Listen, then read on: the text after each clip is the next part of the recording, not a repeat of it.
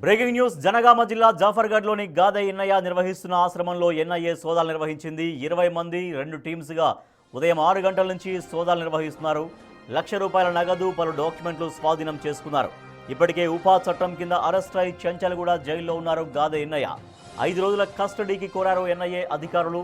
Custody పిటిషన్పై 16న తీర్పు ఇవ్వనుంది Nampally NIA court. NIA సోదాలు చేస్తుండడంతో ఆందోళనలో ఉన్నారు ఆశ్రమ విద్యార్థులు.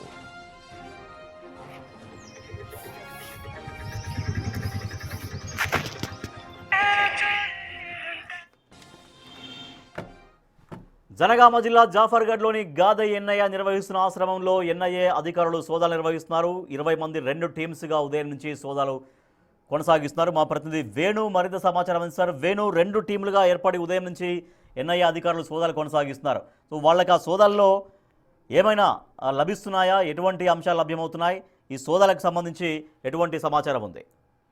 అదే ప్రస్తుతం సాగరంలోని ఎన్నయ్య సొంత ఇంట్లో సోదాలు చేసిన ఎన్నయ్యకు ₹1,00,000 నగదు సీజ్ చేసుకున్నారు. ఆ తర్వాత కొన్ని ల్యాండ్స్ కి సంబంధించిన డాక్యుమెంట్లు అక్కడ లభ్యమైనట్టు తెలుస్తుంది. వాటిని ప్రస్తుతం అధికారుల బృందం పరిశీలిస్తుంది. మరోవైపు మా ఇల్లు ప్రజాదరణ ఆశ్రమానికి సంబంధించి 2006లో సొసైటీ రిజిస్ట్రేషన్ జరిగింది. అప్పటి నుంచి ఆశ్రమానికి వస్తున్నటువంటి ఫండ్స్ కు సంబంధించిన స్టేట్మెంట్స్, అక్కడ రికార్డ్స్ ను కూడా ప్రస్తుతం పరిశీలిస్తున్నట్టుగా తెలుస్తుంది. ఇక మరోవైపు ఆశ్రమానికి సంబంధించినటువంటి కొంతమంది విద్యార్థులు ఎన్ఐఏ గాదె అన్యాయ అరెస్ట్ అప్పుడు కొన్ని వీడియోలు బయటకు వచ్చాయి. సో దానిపై కొంత ఎన్ఐఏ అధికారులు ఆగ్రహం ఉండి తెలుస్తుంది. ప్రస్తుతం విద్యార్థుల దగ్గర ఉన్నటువంటి మొబైల్ ఫోన్స్ అన్ని కూడా వాళ్ళ వద్ద లాక్కున్నారు. ప్రస్తుతానికి ఆ ఆశ్రమానికి సంబంధించినటువంటి ఆఫీస్ రూము, అదే విధంగా స్టాఫ్ రూమ్ లకు సంబంధించినటువంటి సీసీ కెమెరా ఫుటేజ్ ని ప్రస్తుతం పరిశీలిస్తున్నారు. ఆ ఎన్నయ్య అరెస్ట్ తర్వాత ఆశ్రమానికి ఎవరెవరు వచ్చారు, వచ్చినటువంటి వ్యక్తుల బ్యాక్గ్రౌండ్ ఏందనేది కూడా ప్రధానంగా ఎన్ఐఏ అధికారులు తెలుసుకునేందుకైతే ఈ యొక్క సీసీటీవీ ఫుటేజ్ పరిశీలిస్తున్న విషయం అయితే తెలుస్తుంది. ఇక ప్రధానంగా ఎన్ఐఏ అరెస్ట్ తర్వాత తనకు సానుభూతి పరులు, తన మాజీ మావోయిస్టు కాబట్టి ఎవరైనా అజ్ఞాతంలో ఉండి లొంగిపోయినటువంటి వ్యక్తులు ఎవరైనా వచ్చినారనేదే ప్రధానంగా ఎన్ఐఏ అధికారులు దృష్టి సారించారు. ఇక తనకు సంబంధించి ట్రాన్సాక్షన్స్, ఫండ్స్ కు సంబంధించిన ట్రాన్సాక్షన్స్, నిజంగా తనకి ఎన్ఆర్ఐల నుంచి కొన్ని ఫండ్స్ వచ్చాయి, స్థానికంగా కొన్ని ఫండ్స్ తీసుకున్నాడు. ఇందులో ఎవరైనా ఆటంకవాదులకు సంబంధించిన వ్యక్తుల నుంచి ఫండ్స్ వచ్చాయా లేదా అనేది ప్రధానంగా దానికి సంబంధించి డాక్యుమెంట్స్ తీసుకుంటే తనకు విచారణలో సహకరిస్తున్నటువంటి ఆలోచనతోనే ఈ రోజు ఎన్ఐఏ సోదాలు జరుగుతున్నాయని అయితే ప్రధానంగా తెలుస్తుంది. ఇక ఉదయం తెల్లవారుజామునే 6 వాహనాల్లో భారీగా ఎన్ఐఏ అధికారుల బృందము, వాళ్లతో పాటు సాయుధ బలగాలు, స్థానిక పోలీసులు ఒక్కసారిగా రావడంతో మరొకసారి కొంత ఉత్కంఠ పరిస్థితి నెలకొంది. అసలు ఎన్ఐఏ అధికారులు అరెస్ట్ చేసిన తర్వాత అప్పుడే కొన్ని డాక్యుమెంట్లు పరిశీలించి తీసుకెళ్లారు. మళ్ళీ రెండవసారి ఎందుకు ఆశ్రమానికి ఏకకాలంలో మళ్ళీ ఇంటికి వచ్చారనేదే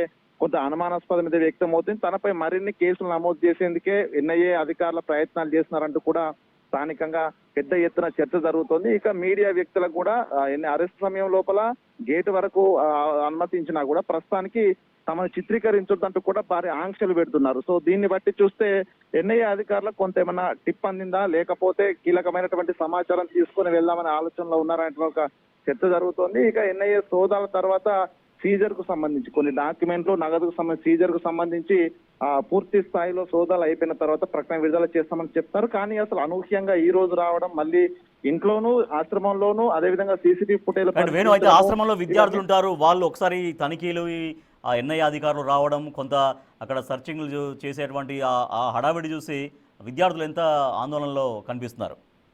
ప్రస్తుతం ఎన్ఐఏ అరెస్ట్ చేసినప్పుడే పూర్తిగా అందరూ కంటదడి పెట్టిన సిచ్యువేషన్ ఉంది. సో వాళ్ళని కలవనీయకుండా ఎన్ఐఏ లాక్కెళ్లి పోలీస్ జీప్ లో ఆయనను హైదరాబాద్ తరలించారు. కానీ ఈసారి మళ్ళీ వచ్చినప్పుడు విద్యార్థులను కూడా ఎవరి రూముల్లో వాళ్ళనే ఉండాలి, బయటికి రావద్దంటూ కూడా వాళ్ళకు వార్నింగ్ ఇచ్చిన పరిస్థితి. దీంతో నిజంగా మళ్ళీ ఏం జరగబోతుంది, ఎవరినైనా అరెస్ట్ చేసి తీసుకెళ్తారో, ఎందుకంటే ఎన్ఐఏతో పాటుగా ఎన్ఐఏ భార్య కూడా ఆ నిర్వహణకు సంబంధించిన వ్యవహారాలను కూడా చూసుకుంటుంది. దీంతో మళ్ళీ ఎన్ఐఏ భార్యపై కూడా కేసులు నమోదు చేసి తనను కూడా తీసుకెళ్లే ప్రయత్నం చేస్తున్నట్టు ఒక ఆందోళన విద్యార్థుల్లో వ్యక్తమవుతుంది. సో వాళ్ళు బయటికి వస్తే పరిస్థితి కొంత ఉద్రిక్తంగా మారుతుంది కాబట్టి పిల్లలందరినీ కూడా అక్కడ ఆశ్రమంలో రూమ్ లోనే బంధించారు. సో సోదాలు అయిన తర్వాతే బయటికి వెళ్ళాలంటూ చెప్పారు. మరోవైపు వాళ్ళ దగ్గరనటువంటి మొబైల్ ఫోన్స్ అన్ని కూడా లాక్కున్నారు. దీన్ని బట్టి చూస్తే ఏం జరుగుతున్నటువంటి అయోమయ పరిస్థితిలో విద్యార్థులు ఉన్నారు. మరోవైపు ఎన్ఐఏ కూడా ఎవరికి ఎటువంటి సమాచారం ఇవ్వట్లేదు.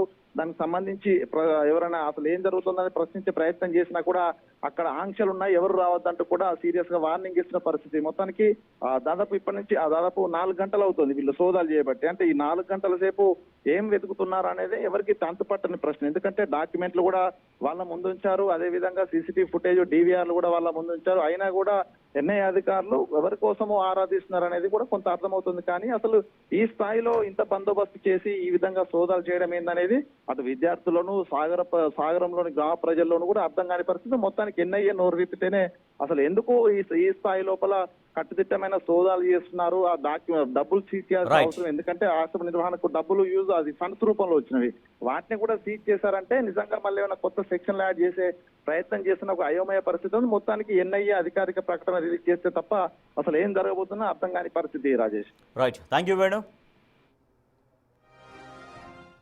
ఇక్కడ ఆశ్రమం పెట్టి మినిమం 20 సంవత్సరాలు ఎబో అవుతుంది.